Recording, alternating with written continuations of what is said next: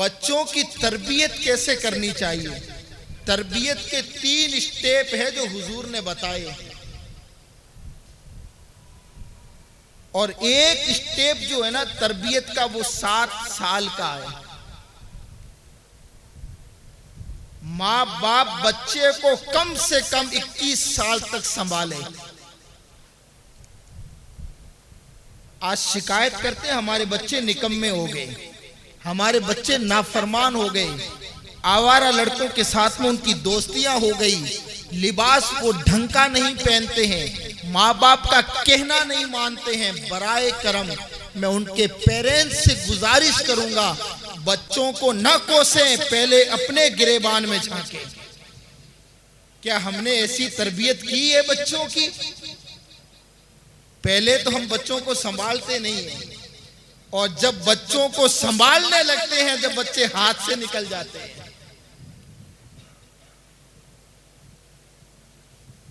दरअसल एक चीज हमेशा याद रखें, तरबियत जो होती है ना, वो खैर पैदा होने के बाद तो करनी है। बच्चे की तरबियत उसकी पैदाइश से भी पहले होनी चाहिए। समझिएगा, बड़ा नफीस नुक्ता दे रहा हूं आपको मैं। आप कहेंगे साहब अभी बच्चा पैदा भी नहीं हुआ है, अभी बच्चे की विलादत भी नहीं हुई है, अभी बच्चा दुनिया में आया ही नहीं है, अभी बोलने लगा ही नहीं है, चलने लगा नहीं है, अभी समझने नहीं लगा है। तरबियत कैसे हो? जब बच्चा मां के पेट में होता है तब उसकी तरबियत होनी चाहिए। और ये हमारे बुजुर्गों से ये बातें साबित है। जरा इसको और खुल करके मैं बयान करूं। बच्चा जब मां के पेट में 120 दिन का हो जाता है, अब मां जो कुछ एक्टिविटी करती है बच्चे पर उसका असर पड़ता है, बच्चे पर उसका असर पड़ता है। अब मां की हर हरकत से बच्चा वाकिफ हुआ करता है। अभी पैदा नहीं हुआ है, अभी विलादत नहीं हुई है, हमल की शक्ल में वो बच्चा मां के पेट में है अभी। आज आप देख ले, कई ऐसी इस्लामिक कंट्रीज है जहां पर बड़े बड़े हॉल बने हुए हैं। वो किसके लिए है? वो प्रेग्नेंट औरतों के लिए है। जो औरतें हामिला हो जाती है, जिनके पेट में बच्चा होता है, उनके लिए हॉल बने हुए बड़े बड़े। क्यों? वो औरत वहां जाए, हुजूर की सीरत को पढ़े, कुरान की तिलावत करे, बुजुर्गाने दीन की हयात को पढ़े, और जो जो वो मां करती है उसका इफेक्ट आकर के उसके बच्चे पर पड़ता है, उसका इफेक्ट उसके बच्चे पर पड़ता है। कभी कभार हमारे यहाँ होता है, कभी कभार क्या अब तो बारहा देखने में आता है, बच्चा मां के पेट में ही दवाई के जरिए पलता है। हमारी औरतें भी अब इतनी कमजोर हो गई कि डॉक्टर 9-9 महीने का बेड रेस्ट लिखता है। अब बेड रेस्ट में होता क्या है? तुम्हें झाड़ू नहीं लगाना है, तुम्हें पोछा नहीं लगाना है, किचन का काम नहीं करना है, सीढ़ी नहीं चढ़ना है, ये नहीं करना, वो नहीं करना, इतनी सारी पाबंदी डॉक्टर देता है। अब वो क्या करती है? पूरा दिन बेड पर। क्या काम होता है? एक तो उसके शौहर ने शानदार मोबाइल दिला दिया, पूरा दिन मोबाइल पे मुजरा, या फिर सामने एलईडी लगी हुई है उस पर मुजरा, पूरा दिन यही चलता रहता है। काश कितना अच्छा होता 9 महीने के बेड रेस्ट में कम से कम वो खातून 9 कुरान का खत्म कर लेती। तो जो बच्चा 9 कुरान सुन करके दुनिया के अंदर आता, बेशुमार बरकतें लेकर के आता। तारीख गवाह है। सरकार बख्तियार काकी रहमतुल्लाह अलैह पहले दिन जब मदरसे गए तो उस्ताद ने कहा औज़ु बिल्लाह बिस्मिल्लाह पढ़ाने के बाद अलीफ बा ता, फरमाया नहीं तो फिर का अलीफ लाम मीम, अलीफ बा ता नहीं, अलीफ लाम मीम। और सरकार बख्तियार काकी रहमतुल्लाह अलैह ने एक रिवायत के मुताबिक 18 पारे मुकम्मल हिफ्ज कर लिए थे और 18 पारे उस्ताद के सामने सुना भी दिए। उस्ताद ने कहा, बेटे आज मदरसे में पहला दिन है, पहली दफा आए हैं, बिस्मिल्लाह खानी आज हुई है और 18 पारे पढ़ कैसे लिए, ये कब याद किए? का मां के पेट में था तब याद किए, मां के पेट में था तब याद किए। का वो कैसे? कि मेरी मां 18 पारे की हाफिजा थी, जब तक 18 पारे पढ़ नहीं लेती थी, घर का काम करती नहीं थी, मां बाहर पढ़ती थी, मैं पेट में याद कर लिया करता था। तब आज भी मैं कहता हूं, हुजूर तशरीफ फरमाए, जब माँ बाप के अंदर दीन था, औलाद दीनदार पैदा होती थी। जब दीन अंदर था, औलाद दीनदार पैदा होती थी। और दीन जब निकला हमारे अंदर से, औलाद 70 साल की भी हो गई, माँ बाप मर जाए तो उनकी फातिया के काबिल भी औलाद नहीं है। तो जब औलाद पेट में हो तब तरबियत कीजिए अपनी औलाद की, तब दीनदारी पैदा कीजिए, तब हुजूर की जात पर दुरूद और सलाम के नगमे हो, तब हुजूर की जिंदगी पढ़ी जाए, कुरान मुकद्दस की तिलावत की जाए। जो बच्चा तिलावत कुरान सुन सुन करके पैदा होता है, वो वक्त का अब्दुल कादिर जीलानी बनता है, वो बच्चा अब्दुल कादिर जीलानी बनता है। यही रिवायत सरकार गौस पाक के बारे में भी आई है। 15 पारे के हाफिज कुरान पैदा हुए थे हुजूर गौसे आजम। कौन था उस्ताद? वो उस्ताद उनकी मां थी। खूब हमने जलसे सुने, खूब कवालियों पर हम नाचे, खूब नातखानियां हमने सुनी। जरा इस इमोशनल बयान को भी सुनने की कोशिश करें। जबकि मैं इस बात का आदी नहीं हूं कि बुजुर्ग तशरीफ फरमाए और मैं बोलूं, नहीं, ये सिर्फ हजरत का हुक्म था तो मैं आपके रूबरू हूं। आज आप देख लें, हजरत इस बात की तायद करेंगे, यहूदियत का फितना पूरी दुनिया में उरूज पर है आज। लेकिन आप जरा इस बिरादरी को गौर से पढ़ करके तो देखें। यहूदी औरत कोई प्रेग्नेंट होती है तो हिसाब किताब उससे कराया जाता है, गणित उससे पढ़ाया जाता है, मछली वो खाती है और भारी भारी जो सवालात है हल उस औरत से करवाए जाते हैं जब वो प्रेग्नेंट होती है। क्यों? वो जितना जहन को इन कामों में दौड़ाएगी, उसका असर उसके बच्चे पर आकर के पड़ेगा। और वो एक सोच लेकर के चलती है, मैं ऐसे बच्चे को जन्म दूं जो बिजनेस के मामले में पूरी दुनिया पे छा जाए।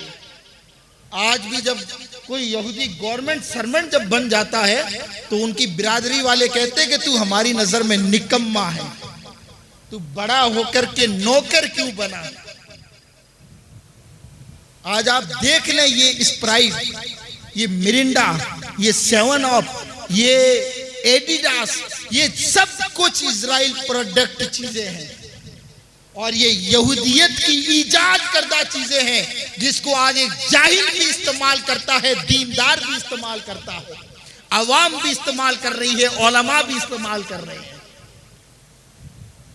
हमारे यहाँ अगर औरत प्रेग्नेंट हो जाए, बेड रेस्ट अगर डॉक्टर दे दे, वो क्या करती है? सिर्फ उसे सास की गालियां खाने को मिलती है, इसके अलावा कुछ नहीं, कुछ नहीं मिलता इसके अलावा। तेरी माँ ने यही सिखा करके भेजा है क्या? काम नहीं करती है क्या? सिर्फ खा के बैठ जाती है क्या? ये चीजें हमें सुनने को मिलती है। जरा मुआशरे में तब्दीली पैदा करें, अपने जहन को चेंज करें और अपनी औलाद को तरबियत, अपनी औलाद की किस तरह होनी चाहिए इसकी फिक्र करे इंसान। अब बच्चा पैदा हो गया, अब मुस्तफ़ा जान रहमत का फरमान सुने।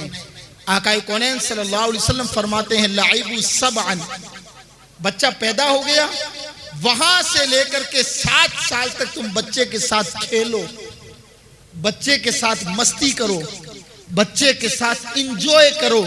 ये इस्लाम का फरमान है, मुस्तफा जाने रहमत का दिया हुआ निजाम है। हम क्या करते हैं, बच्चे ने जैसे ही दूध छोड़ा मां का, हम सीधे स्कूल में ले जाके डाल देते हैं। हमारी क्लास में भी एक औरत आई छोटे से बच्चे को लेके। मैंने कहा कि बीबी अभी इस बच्चे को ले जा, अभी ये इस लायक नहीं कि मदरसे में पढ़े। तो कहा हजरत घर पे परेशान कर रहा था। मैंने कहा फिर एक काम कर, 2-4 और ले आ, तेरा खून नहीं तो मेरा खून पिएगा। हम बच्चों को ही मदरसे में इसलिए भेजते हैं जान छुड़ाने के लिए। स्कूल में भी हम बच्चों को इसलिए भेजते हैं कि हमारा तो खून पी लिया, थोड़ी देर टीचर का पिएंगे। पढ़ाना मकसद नहीं है, ये रियलिटी बता रहा हूं आपको। जैसे ही मां का दूध बच्चे ने छोड़ा, बच्चे को स्कूल में डाल दिया। और हमारे स्कूल वालों का भी गजब का ढोंग है इस जमाने के अंदर। Nursery, LKG, UKG, play group, ये है क्या? ये सिर्फ कमाने के धंधे हैं, इसके अलावा कुछ भी नहीं है। जरा बारीक बात बता रहा हूं मैं आपको, ये सिर्फ कमाने के ढोंग है। क्या गवर्नमेंट इसकी परमिशन देती है? नर्सरी की, प्ले ग्रुप की, LKG की, UKG की, कभी गवर्नमेंट ने इसकी परमिशन दी? कोई मास्टर है यहां पर? कोई टीचर है यहाँ मजलिस के अंदर? क्योंकि अब हमारी महफिलों में टीचर नहीं आते हैं, हमारी महफिलों में वकील नहीं आते हैं, हमारी महफिलों के अंदर गवर्नमेंट सर्वेंट, बिजनेसमैन तबका कट चुका है हमारी महफिलों से। जरा बात बड़ी तलख है पर हकीकत कहता हूं, इंडियन गवर्नमेंट का भी आज एक रूल्स है कि बच्चा जब तक 6 साल का ना हो स्कूल में उसका दाखिला नहीं लिया जाएगा। और सरकारी स्कूल भी जो परमिशन देती है गवर्नमेंट भी, वो पहली क्लास से देती है। पता नहीं ये ढोंग कहां से चला है, प्ले ग्रुप, LKG, UKG, ये वो। तो मुझे एक साहब ने मशवरा दिया, जब मेरा बयान हुआ तो कहा कि हजरत, जिस तरह गवर्नमेंट स्कूल में आंगनवाड़ी खोली जाती है बच्चों को स्कूल की तरफ मोटिवेट करने के लिए, इसी तरीके से ये काम हम करते हैं। मैंने कहा गवर्नमेंट तो फ्री करती है, आप करते हैं फ्री? आप अगर फ्री करते हैं तो बताएं इस चीज को। लेकिन हुक्म है इस्लाम का, आप बिल्कुल पढ़ाइए। मैं इनकार नहीं कर रहा हूं इससे कि कल से स्कूल छुड़वा दें, जब 6 साल का होगा तब डालेंगे। नहीं नहीं, बिल्कुल पढ़ाएं आप, लेकिन याद रखें बच्चों के साथ खेल कूद भी करें, इसलिए कि निज़ाम मुस्तफ़ा है, ये हुजूर का फरमान है, ये इस्लाम की पाकीज़ा तालीमात है। बच्चों के साथ खेलें, लेकिन याद रखें ये 7 साल जो है ना, ये बच्चों के लिए बड़े इंपॉर्टेंट है। बच्चे के जहन को फ्री रखा जाए, और हमने इन 7 साल तक बच्चों को जहन को इतना बोझल बना करके रख दिया, बच्चा 1 मिनट के लिए फ्री नहीं हो पाता है। और फिर वालिदैन भी देखें, बच्चे को हाथ पकड़ के स्कूल ले जाएंगे, हाथ पकड़ के वापस लाएंगे 8-10 दिन तक। फिर जब जज्बा ठंडा पड़ जाएगा फिर पड़ोसियों के साथ भेजेंगे, जो पड़ोसी बच्चे जा रहे हैं तुम ले जाना, तुम ले आना। फिर 8-10 दिन हो गए, बच्चा खुद आ रहा है, खुद जा रहा है। माँ बाप बिल्कुल मुतमईन हो जाते हैं कि हमारा बच्चा बिल्कुल सीधा है, हमारा बच्चा आवारा नहीं है, वक्त पे स्कूल जाता है, वक्त पे बच्चा वापस आता है, बिल्कुल आवारा लड़कों के साथ नहीं रहता है, गली में इधर उधर नहीं घूमता है, वक्त पर अपना काम करता है। मुसलमानों, ये गलत फहमी है, अभी तक बच्चे के बिगड़ने के दिन आए नहीं हैं। तुमने कैसे फैसला कर लिया कि हमारा बच्चा बिगड़ा हुआ नहीं है? अभी बिगड़ने के दिन नहीं आए हैं, और जब बिगड़ने के दिन आते हैं तब हम खुद लापरवाह हो जाते हैं। ये 7 साल बड़े इंपॉर्टेंट है। उसके बाद में फिर जो है ना 8वें साल से लेके 14 साल तक इसके बारे में हुक्म है इस्लाम का, अपने बच्चों को अदब सिखाइए, अदब सिखाएं अपने बच्चों को। अब चाहे अदब मार करके सिखाएं, चाहे समझा करके सिखाएं, वो आप पर डिपेंड करता है। मुझे एक शख्स ने कहा, हजरत ये बच्चा आपका है, चाहे इसे नमाजी मार करके बनाइए चाहे समझा करके। मैंने कहा मुझसे नहीं बनेगा, तुम चाहते हो कि बच्चा नमाजी बने, उसके लिए तुम्हें नमाजी बनना पड़ेगा। बाप तो टीवी देख रहा, ईशा की अजान हो रही है और बेटे को कह रहा जा नमाज पढ़ के आ। याद रख मुसलमान, बच्चा वो कभी नहीं करता है जो तुम कहते हो, करता वो है जो अपने बड़ों को करते हुए देखता है, अपने बड़ों को करते हुए देखता है। अब ये जो वक्त है ना, ये बच्चों की तरबियत का वक्त है, बच्चों को अदब सिखाने का वक्त है। बच्चे को अदब सिखाओ, इसलिए फरमाया गया कि जब बच्चा 7 साल का हो जाए नमाज का हुक्म।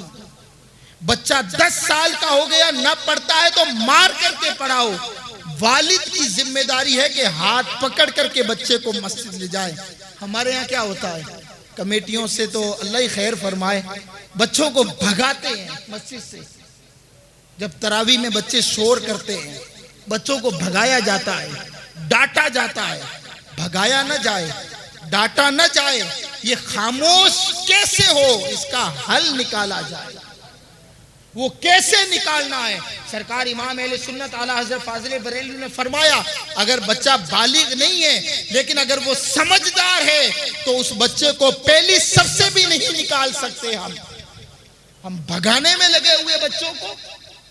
एक बाप की जिम्मेदारी है कि बीच सब में अपने बच्चे को लेकर के खड़ा हो। कोई बच्चा शोर नहीं करेगा।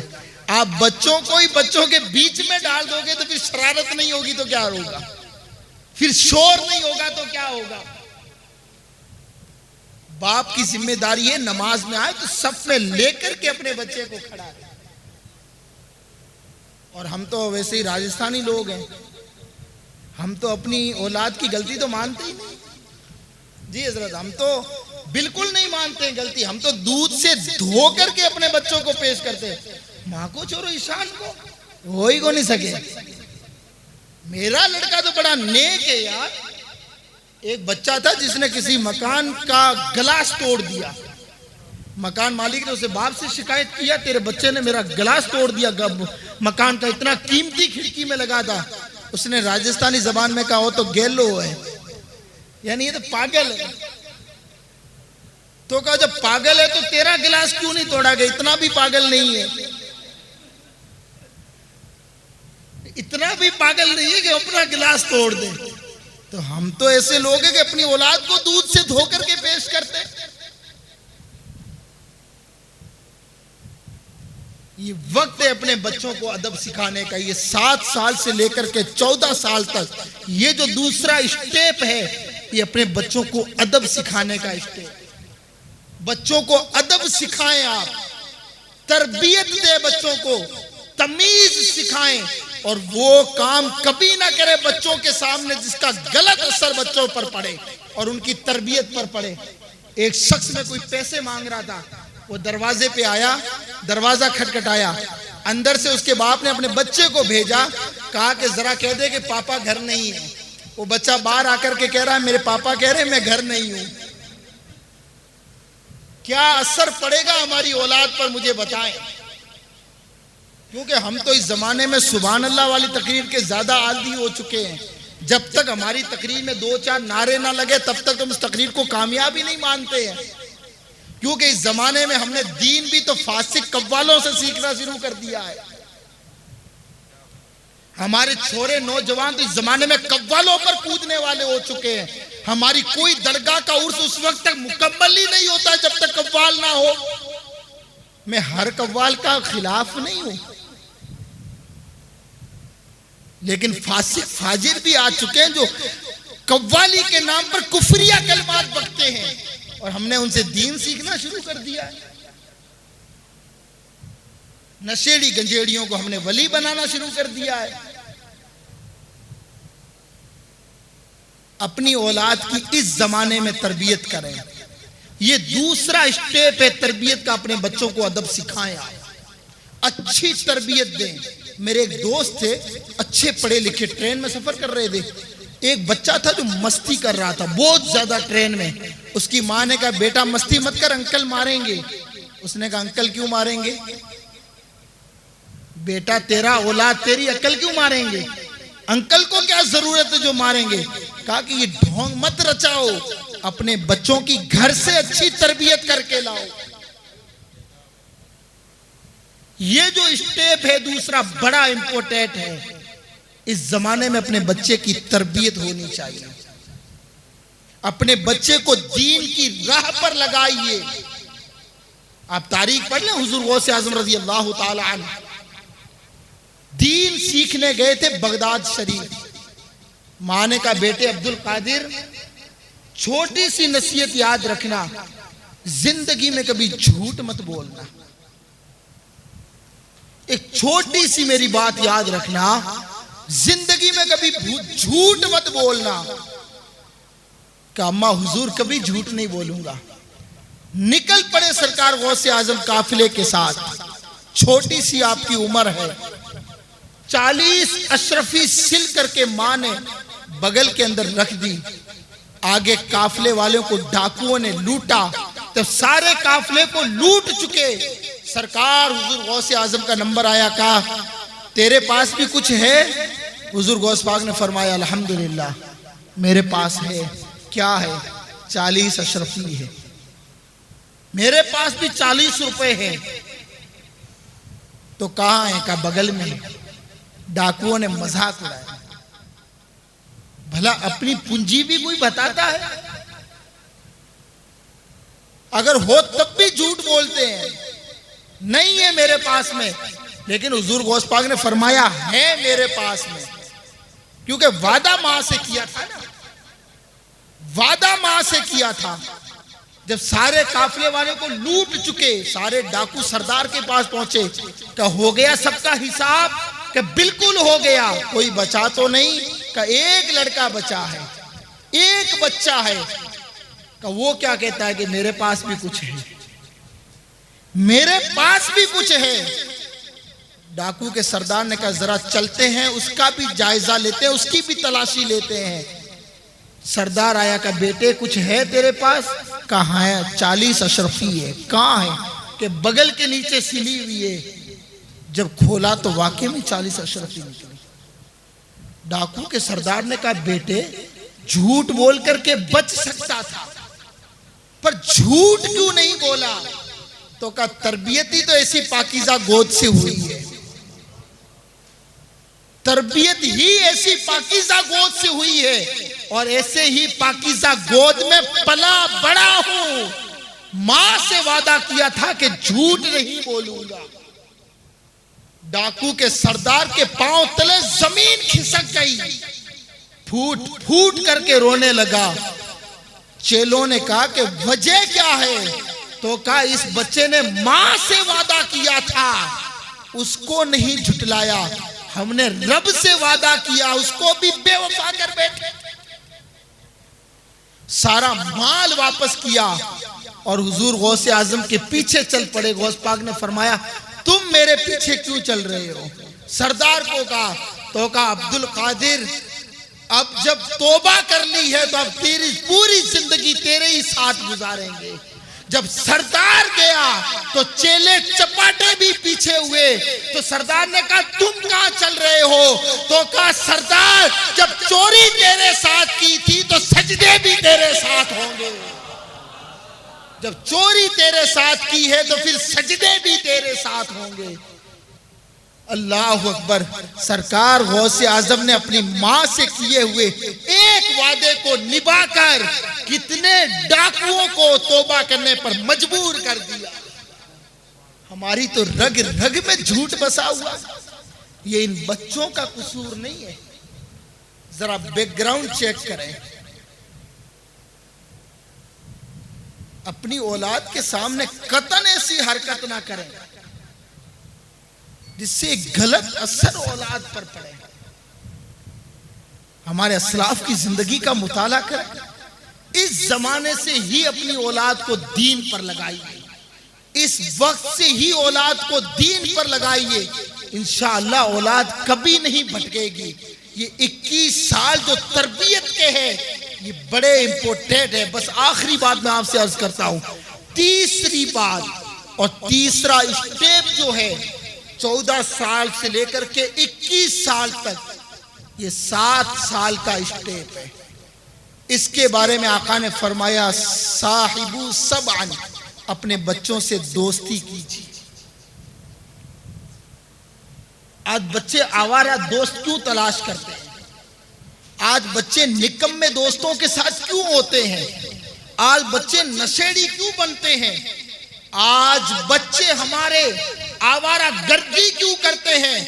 वजह यह है कि अच्छी दोस्ती घर के अंदर नहीं मिलती है, और जब अच्छे दोस्त घर में नहीं मिलते हैं तो इस जमाने में ये जो 14 साल से लेकर के 21 साल तक का जो तीसरा स्टेप है, आदमी चाहता है कि मेरा कोई दोस्त हो, लड़का चाहता है मेरा कोई फ्रेंड हो, मैं उससे अच्छी बुरी बात शेयर कर सकूं, अपने दिमाग की भड़ास निकाल सकूं, अपने दिल की बात कह सकूं, मेरे साथ भी कोई हो, मेरे साथ भी कोई वक्त बिताने वाला भी हो, मेरे भी कोई दिल का दर्द सुन सके, मेरी भी दिल की बात कोई सुन सके, ऐसा भी कोई होना चाहिए। जब घर के अंदर नहीं होता है कोई, तब जाकर के वो आवारा दोस्तों को तलाश करता है। किसी भी लड़के से पूछे सिगरेट कहां से सीखी? दोस्त से। गुटखा कहां से सीखा? दोस्त से। कोई नहीं कहता है माँ बाप से, कोई नहीं कहता है। मेरे ख्याल से माँ बाप जितने अपनी औलाद के हक में मुखलिस होते हैं, इतना कोई और उनके हक में मुखलिस नहीं होता है। हर बाप चाहता है कि मेरा बच्चा कामयाब हो, और हर बाप की सोच रहती है मेरा बच्चा कामयाब बने, पर बनाए भी तो सही ना।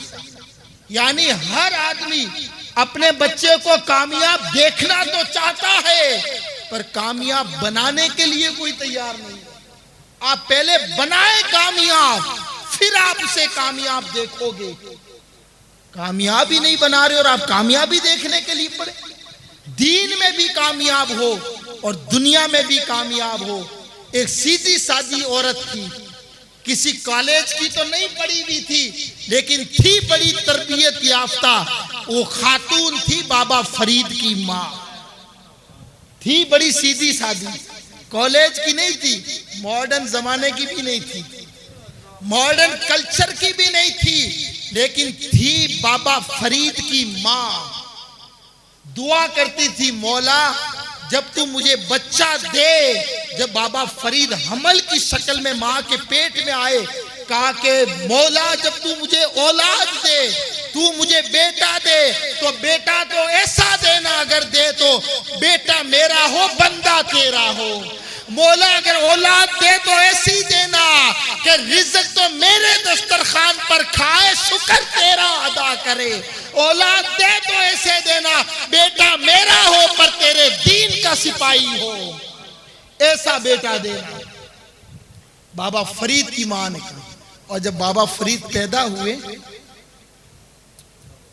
7 साल की जब उम्र हुई ना, मां ने कहा फरीद नमाज पढ़ा कर। अच्छा अम्मा हुजूर नमाज पढ़ूं क्या मिलेगा? बाबा फरीद की वीकनेस थी शक्कर, बड़ी पसंद करते थे, कमजोरी थी आपकी। समझ गई माँ वीकनेस, मेरे बच्चे को दीन की तरफ कैसे लाना है, जरा इस तरह भी लालच देना। आप किसी न किसी बच्चे की कोई ना कोई वीकनेस होती है, उसके जरिए बच्चे को दीन की तरफ लाइए। बेटा तू टॉफी खाता है, चल नमाज पढ़ के एक चॉकलेट तुझे दूंगी। अच्छा बेटा तुझे ये खाना पसंद है, जा एक वक्त की नमाज पढ़ के आ, तुझे ये खाना खिलाऊंगा। बेटा तू जा मौलवी साहब को अच्छा सबक सुनाना, तुझे मैं ये बना करके खिलाऊंगी। देखना कैसे बच्चा दीनदार बनता है तुम्हारा। जरा कोशिश तो करें ना। इस जमाने में हम कोशिश नहीं करते। अगर बच्चा खाना ना खाए, कोई तकलीफ नहीं उठानी, कोई परेशानी नहीं, ये मनूस मोबाइल हाथ में दे दो, बस माँ बाप की सारी जिम्मेदारी इस मोबाइल ने उठा ली है। मैं कभी कभार कहता हूं कि ये ई मित्र हजरत अच्छी सुविधा है, पर हमारी बच्चियों को गुमराह करने में ई मित्र का बड़ा हाथ रहा है। कभी वैकेंसी के नाम पर, कभी जॉब के नाम पर, कभी एग्जाम का फॉर्म निकालने के नाम पर हमारी बहन बेटियां ई मित्र के चक्कर निकालती है, नंबर लिंक होते हैं, फिर वो हमारी बच्चियां गुमराह होती है। ये जिम्मेदारी माँ बाप की है, भाई की जिम्मेदारी है, बाप की जिम्मेदारी है, वो काम करेंगे।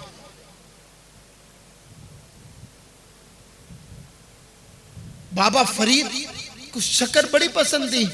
माँ ने कहा बेटे फरीद नमाज पढ़ा कर। अम्मा हुजूर क्या मिलेगा? फरमाती है बेटा नमाज पढ़ा कर क्या मिलेगा? शक्कर मिलेगी। अच्छा शक्कर मिलेगी तो रोजाना नमाज पढ़ूंगा। बाबा फरीद इधर वुजू करते, बाबा फरीद की वालदा माजदा एक शक्कर की पुड़ी बना करके मुसल्ले के नीचे डाल देती। जैसे ही नमाज मुकम्मल करते मुसल्ला उठाते एक पुड़ी मिल जाती। बाबा फरीद कहते माँ रब कितना मेहरबान है, दिन में 5 वक्त नमाज पढ़ता हूँ, 5 मरतबा ही शक्कर की पुड़ी देता है। एक दिन हुआ ऐसा, बाबा फरीद की वालदा याद दिलाना भूल गई। उन्हें तो शक्कर का बड़ा लालच था ना, वुजू करके मुसल्ले पर खड़े हो गए नमाज के लिए। माँ ने देख लिया कि आज अगर शक्कर की पुड़ी नहीं मिली मेरा बच्चा हमेशा के लिए दीन से दूर हो जाएगा।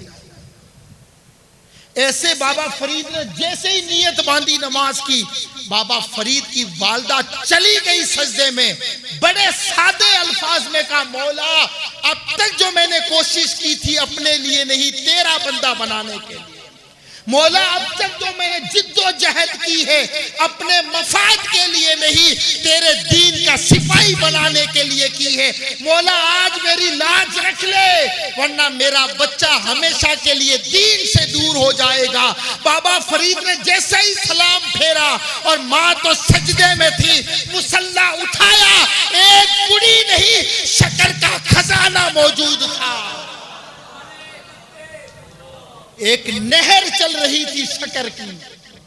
कहा अम्मा हुजूर आए जल्दी, आज तो रब बड़ा ही मेहरबान हुआ है, रोजाना तो पुड़ी देता था आज तो खजाना दिया है। बाबा फरीद की वालदा आई, कहा बेटा रोजाना तो मैं देती थी, आज शक्कर बनाने वाले रब ने अता की है, आज शक्कर बनाने वाले ने, अरे खा के तो देख रोजाना जायका अलग था आज लज्जत भी अलग है। इस तरह भी अपने बच्चे को दीनदार बनाए। तीसरा स्टेप साहिबू सबअन, ये जो है ना ये 7 साल अपने बच्चों से आप दोस्ती कीजिए, फ्रेंडशिप रखें अपने बच्चों के साथ। हमारे राजस्थान का तो माहौल ऐसा है कि बाप अंदर तो बेटा बाहर, बेटा अंदर तो बाप बाहर। लास्ट टाइम मुसाफा भी बाप से कब किया था वो भी याद नहीं।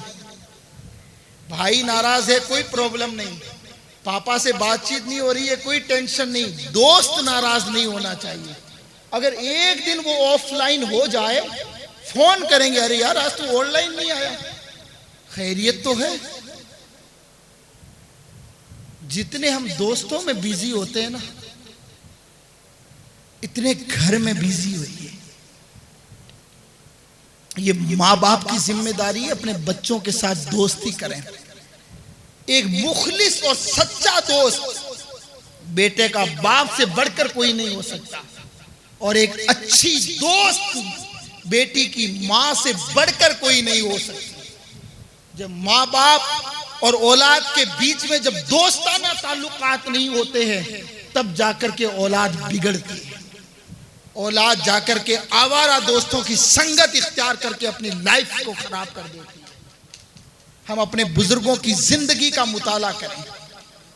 अब ये जो वक्त है ना बच्चों के बिगड़ने का वक्त है, 14 साल से लेकर के 21 साल तक हमें चाहिए कि अब बच्चों की हम अच्छी तरबियत करें। 21 साल तक आपने अपने बच्चे को संभाल दिया, वो बच्चा कभी बिगड़ नहीं सकता।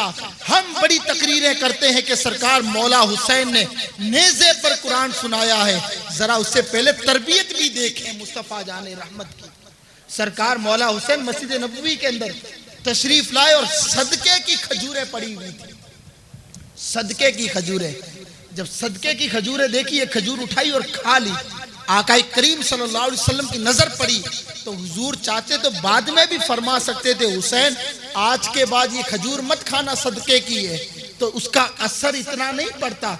यानी गलती हुई फौरन डांटिए, उसका असर होता है। गलती करने के बाद अगर डांटते हैं तो कभी असर नहीं होता है औलाद पर। सरकार मौला हुसैन ने जैसे ही खाई मुंह में थी, आका करीम सल्लल्लाहु अलैहि वसल्लम तेज कदम तशरीफ लाए।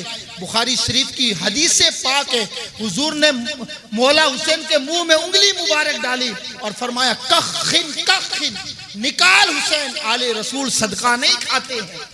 इस अंदाज में जब तरबियत हुई है, जब करबला के मैदान में नेज़े पे कुरान भी सुनाया। हमारी औलाद दीनदार क्यों नहीं है? इसलिए कि हम दीनदार नहीं हैं। मेहरबानी फरमाएं, अपनी औलाद की अच्छी तरबियत करें, अपनी औलाद को दीन पढ़ाएं, अपनी औलाद को दुनिया पढ़ाएं और अपनी औलाद के साथ फ्रेंडशिप करें। ब्याह शादी के मौके पर तो हम कितने भोले बन जाते हैं। डीजे क्यों बजाए? छोरा छोरी को नहीं माने, हम एक ही लफ्ज कहते हैं, हमारे बच्चे नहीं माने, इसलिए हम तो बड़े भोले बन गए दीन के मामले में यार। बच्चे नहीं माने इसलिए बजा दिए बच्चों ने। अच्छा, तेरे बच्चे ने तो कहा था कि ये पलोट मेरे नाम कर, तब क्यों नहीं किया? तब तो तू बड़ा भोला बना ही नहीं, बड़ा पक्का था कि जब तक मरूंगा नहीं तेरे नाम नहीं करूंगा। और जब बात डीजे की आ गई तो लड़के नहीं माने। मैं क्या कर सकता हूँ? मुझे एक शख्स ने कहा, हजरत रात को बच्चे ने डीजे वगैरह बना लिए, बजा लिए थे और मैंने कह दिया था अगर हजरत आ जाए तो फिर तू संभाल लेना। मैंने कहा जो मंतिक तू मुझे आज पढ़ा रहा है मैं ये पढ़ चुका हूँ। जब डीजे बजते हैं उस वक्त तो हम बच्चों पे डाल देते हैं। मेहरबानी फरमाएं, ब्याह हो शादी हो, हर मौके पर रसूमात को हम तलाक दें और मुस्तफ़ा की शरीयत पर हम अमल करें। हम तो इतने रसूमात के अंदर घिर चुके हैं कि अल्लाह खैर फरमाए। और सबसे ज्यादा हमारी रसूमात के अंदर हमारी माएँ बहनें घिरी हुई है और वो छोड़ने के लिए भी तैयार नहीं। और अगर कह भी दे, हाँ हमारे तो बड़े बूढ़े ऐसे ही करते आए हैं, हम नहीं छोड़ेंगे इसको। 10 बीवियों की कहानी पढ़ती है क्या हमारे यहाँ औरतें? हाँ अल्लाह ही खैर फरमाए। पता नहीं ये कहाँ से घर के लाई है, क्योंकि उन्हें तो 10 दिन के बाद में लड्डू खाने हैं। खाने का भी तो बहाना चाहिए ना कोई भी। हाँ पढ़ो बीवियों की कहानी, पर 10 नहीं 11 बीवियों की पढ़ो जो मुस्तफा जाने रहमत की शरीके हयात है। जिंदगी सुधर जाएगी, घर जन्नत का गहवारा बन जाएगा। रसूमात को तलाक दे, चाहे शादी का मौका हो चाहे और कोई मौका हो, हर मौके पर आप शरीयत को मुकद्दम रखिए। अब आप देख लें, हमारे यहाँ एक रस्म चल चुकी है मेहर, कभी देखा आपने? हमारी बच्ची को भी बेचारी को पता नहीं कि ये मेहर क्या है। 51,000 लिख दो और हमारा बच्चा भी, हम उससे इजाजत लेते हैं तेरी शरीके होने, जो शरीके हयात है होने वाली, उसकी जानिब से 51,000 मेहर है, क्या तुझे मंजूर है? वो कहता बिल्कुल मंजूर है। उसे पता है कि कौन सी देनी है, हाँ ही तो भरना है। और हमारे यहाँ राजस्थान में तो उधार का मतलब है देना ही नहीं। और फिर इत्तेफाक से अगर शौहर का पहले इंतकाल हो जाए तो बेचारी वो रोती भी पीछे आती है, मैंने माफ कर दी मेहर। अब माफ भी करेगी, इस गरीब के पास कफन के अलावा बचा क्या है? कुछ है देने के लिए? इसलिए खुदारा हम हर काम केस में करते हैं। ये तो इस्लाम ने एक हमारी सहूलत के लिए बताया कि अगर उस वक्त हाजिर नहीं है तो आप कोई बात नहीं, उधार रखें। पर उधार का मतलब होता है इंदत तलब, जब तक ना मांगे। और अगर मांग भी ले ना, ओ ये तो लालची हो गई है। अच्छा माई के गई थी ना, इसकी माँ ने सिखा के भेजा होगा, इसलिए मेहर मांग रही है। सरकार इमाम गजाली रहमतुल्लाह अलैह फरमाते हैं, जो इंसान जिंदगी में मेहर अदा न करे कयामत के दिन जानी की शक्ल में उठाया जाएगा। हम सारे काम केस में करते हैं, साउंड के हो, चाहे स्टेज के हो, चाहे ब्याह शादी के हो, चाहे हलवाई के हो, चाहे टेंट के हो, सब कुछ केस में करते हैं। और जब बात मेहर की आती है तो हम गरीब बन जाते हैं। खुदारा ये उसका हक है, आप उसे अदा फरमाइए।